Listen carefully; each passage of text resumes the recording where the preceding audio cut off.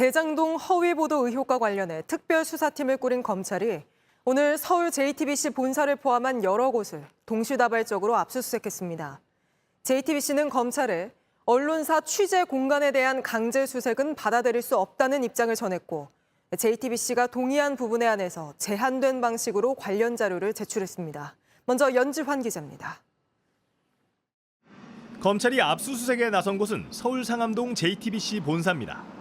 지난해 2월 21일 보도와 관해서입니다. JTBC는 이날 2011년 윤석열 당시 검사가 박영수 변호사의 요청으로 대장동 대출 브로커 조우영 씨의 수사를 무마해줬다는 의혹을 보도했습니다. 검찰은 당시 이 기사를 쓴 봉지욱 기자가 윤석열 검사를 만난 적 없다는 조우영 씨의 진술서를 확보하고 조 씨의 입장도 확인했지만 기사에 반영하지 않은 배경을 확인하고 있습니다. 검찰은 정보통신망법상 명예훼손 혐의를 적용했습니다. 봉 기자는 지난해 10월 JTBC를 퇴직해 뉴스타파로 자리를 옮겼습니다. JTBC는 검찰에 내밀한 취재 자산이 포함된 언론사 사무공간에 대한 압수수색은 수용할 수 없다는 입장을 전달했습니다. 압수수색은 검찰이 자료를 요청하면 JTBC 내부 논의를 거쳐 보도국 밖의 공간에서 제출하는 방식으로 진행됐습니다. 검찰은 자료 분석을 마치는 대로 봉 기자를 피의자 신분으로 불러 조사할 계획입니다. JTBC 연지환입니다. 왕의 DNA를 운운한 교육부 사무관에게 아동학대 신고를 당했던 선생님이 처음으로 저희 JTBC에 당시 당했던 일을 자세히 털어놨습니다. 선생님은 신고를 당한 뒤 억울한 마음에 교권보호위원회를 열어달라 요청했지만 받아들여지지 않았고 8개월 뒤 홀로 혐의를 다 벗고 난 뒤에야 교보위를 열어줬다고 말했습니다.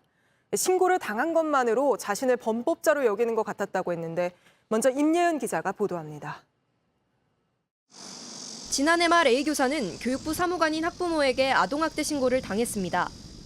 아이를 교실에 방치했고 친구들에게 아이의 장단점을 쓰라고 했다는 등의 이유였습니다. 학부모는 여러 곳에 민원을 넣었고 국민신문고엔 시정잡배란 표현도 썼습니다. 이에 A 교사는 학교 측에 교권보호위원회를 열어달라고 요청했지만 당시엔 받아들여지지 않았습니다. 벌써부터 저를 이제 미리 범법자로 이제 좀 여기는 느낌이었고 그 당시에는 매우 소극적이었고 그랬던 상황이었습니다. A 교사는 경찰 수사가 개시된 지 이틀 만에 직위해제됐습니다. 이후 시교육청과 시청, 경찰과 검찰 등에서 잇따라 조사받아야 했습니다. 고군 분투 끝에 A 교사는 검찰의 무혐의 처분을 받았습니다. 학교 측은 그제서야 뒤늦게 교권보호위원회를 열었습니다. 교보위는 교사를 보호할 수 있는 교내 유일한 장치인데도 정작 교사가 필요할 땐 제 역할을 못한 겁니다. 그 왕의 DNA 그 사건은 너무나 명백한 교권 침해잖아요. 교권보호위원회 자체가 제 기능을 하지 않았기 때문에 지금 교권 보호를 제대로 해주지 못했다는 거죠. 교권보호위원회가 열린 건 A 교사가 아동학대 신고를 당한 후 8개월이나 지난 뒤였습니다. JTBC 임예은입니다. 왕의 DNA 사건이 세상에 알려지자 이 사무관은 언론을 통해 사과문을 발표했습니다. 하지만 정작 선생님한텐 따로 사과한 게 없다고 합니다. 선생님은 최근 대전에서 세상을 등진 교사가 겪었던 상황과 자신의 상황이 너무나 닮아 있어 이제는 바뀌어야 한다는 생각에 목소리를 내기로 결심했다고 말했습니다. 계속해서 성화선 기자가 보도합니다. A 교사는 약 1년 동안 아동학대 누명과 홀로 싸워야 했습니다. 이제 끊임없이 그 사건에 대해서 반복적으로 이야기하고 학교나 혹은 교육청에서는 교사를 전혀 보호해주지 않고 혐의를 벗기 위해 각종 증거 자료도 직접 모아야 했습니다. 사비로 이제 변호사를 선임을 해서 반박을 했고 해명하고 반박하고 이 과정을 지금 한 7기관, 8기관 되는 것 같아요. 상황을 끊임없이 되돌리고 하는 것들이 이제 너무 고통스러웠죠. 이틀 만에 이뤄진 직위 해제는 갑작스러웠습니다. 뜬금없이 11월 9일 날 공문이 왔는데 그게 끝이에요. 그냥 아주 손쉽게 금방 해서 일사천리로. 당시 교권보호위원회 개최 요구는 받아들여지지 않았습니다. 교감선생님께서는 이제 제가 아동학대로 신고를 받은 상황이라 교권보호위원회를 여는 게 여의치가 않고 교육청에서도 아마 동의하지 않을 거라는 말. 직위 해제를 취소하는 과정도 쉽지 않았습니다. 경찰로부터 이제 무혐의 통지서를 받았어요. 그 교육청은 경찰이 무혐의했다는 것을 인지를 한 상태였죠. 교육청이 이제 5가지 어떤 그런 이제 이유를 들어서 제가 아동학대를 했다고 이제 사건이 알려진 이후 학부모의 사과가 있었는지 물었습니다. 개인적으로 사과를 하지 않았고요.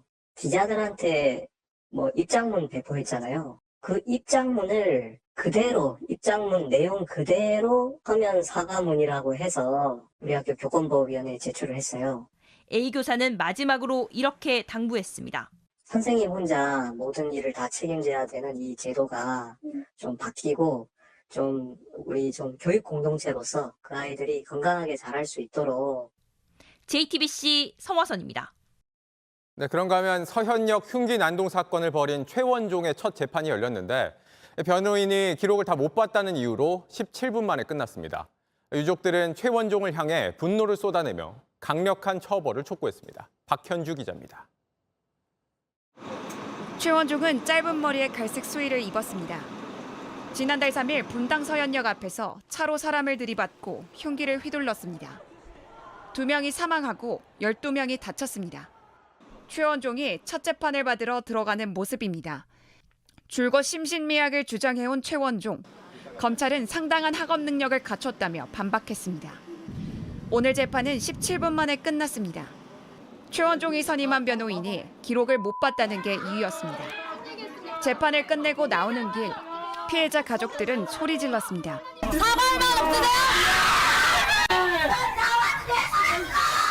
들고 있던 핸드폰을 던졌습니다. 최원종이 호송차를 타고 떠난 뒤 유족들은 울었습니다. 생일 축하합니다. 사랑하는 어린 내미. 60대 여성 이희남 씨는 사건 사흘 만에 숨졌습니다. 이 씨를 첫사랑이자 멘토로 불렀던 남편은 아직 현실을 받아들이지 못합니다. 지금은요, 침대에 가면은 혼자잖아요. 너무나 허무해가지고 제 안에 베개를 껴안고 잡니다. 그거 없으면 잠을 잘 수가 없어요.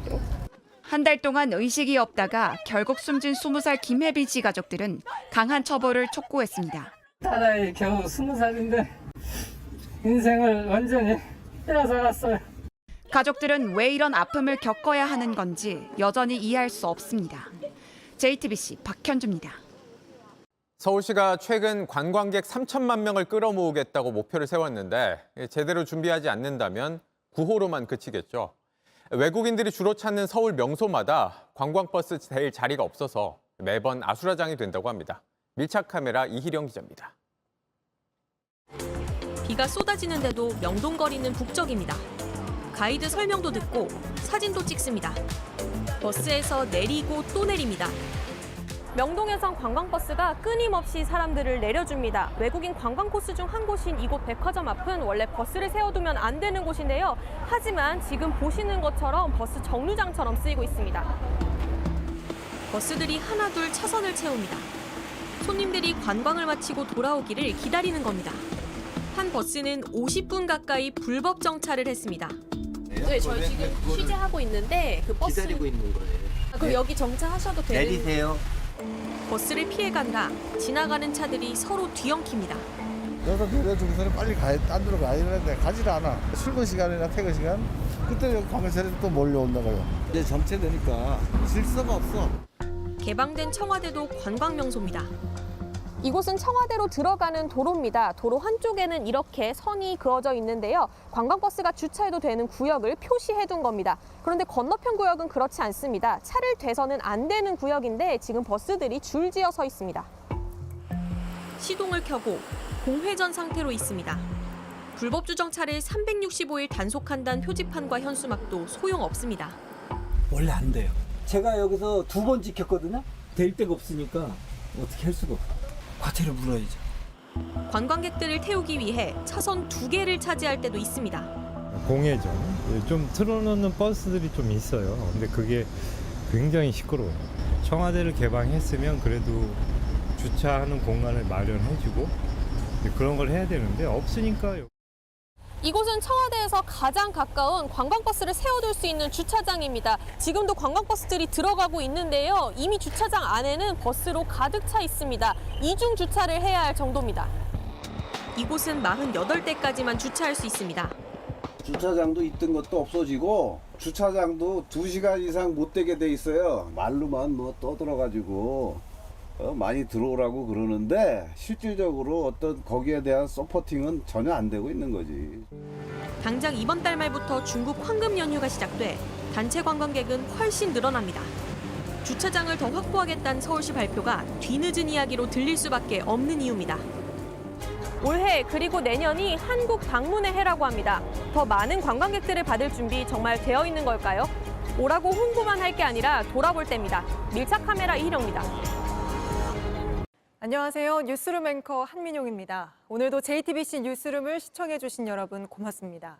오늘 저녁에도 뉴스의 현장에서 찾아뵙겠습니다.